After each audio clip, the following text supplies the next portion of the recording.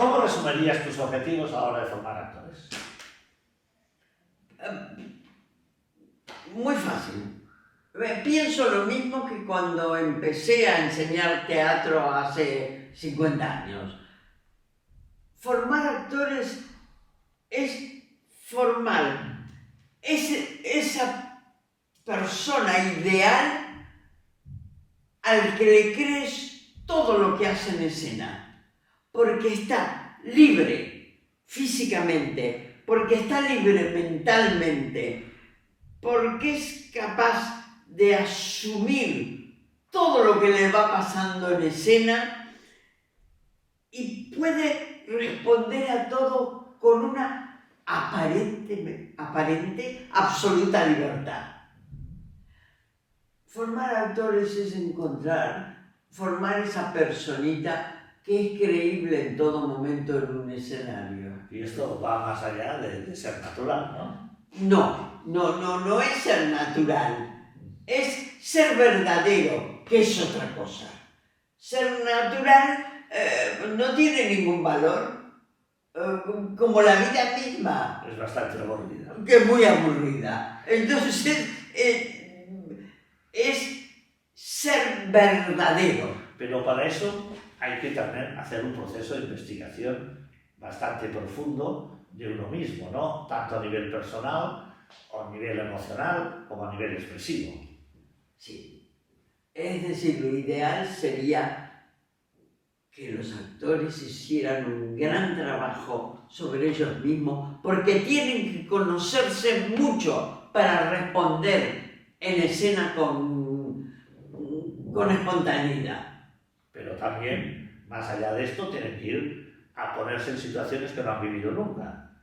Sí, pero si conocen cuáles son sus medios expresivos, pueden entrar en la ficción y responder con naturalidad, por supuesto con ayuda de la imaginación, pero aunque no hayan vivido la situación... Porque, claro, de alguna manera el actor vive, normalmente tiene que vivir y tiene que encarnar personajes que están más allá de su propia experiencia, pero tiene que ponerse en esa situación a base de la imaginación. Tiene que imaginar, y tiene que imaginar muy concretamente, porque si no imaginan concretamente, esto no funciona. La imaginación les tiene que servir para tener respuestas emocionales, respuestas de comportamiento, de movimiento, de todo lo que quieras. Es decir, ser espontáneo.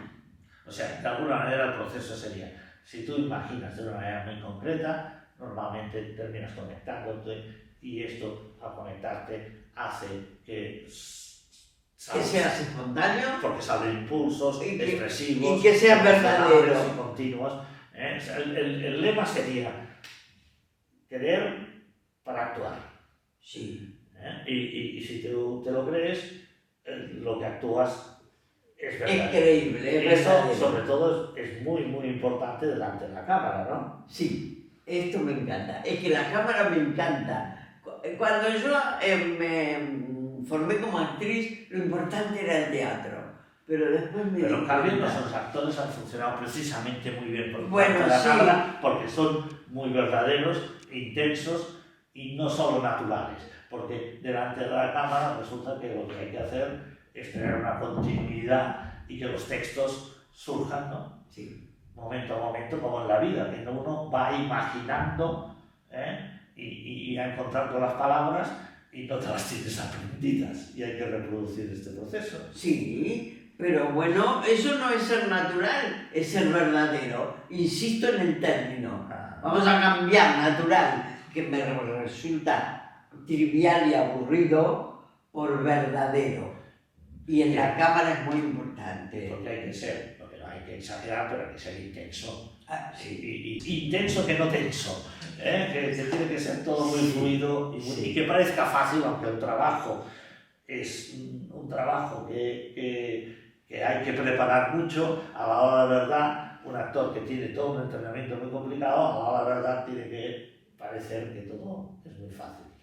Sí, pero es que eso sucede porque los actores con un largo entrenamiento ya no estamos hablando de los actores que están en una escuela, sino de los profesionales, tienen la facilidad de utilizar su segunda naturaleza, que es todo lo que han ido aprendiendo en la escuela y que los ha ido cambiando en sus comportamientos. Porque tú piensas que los actores nacen o se hacen.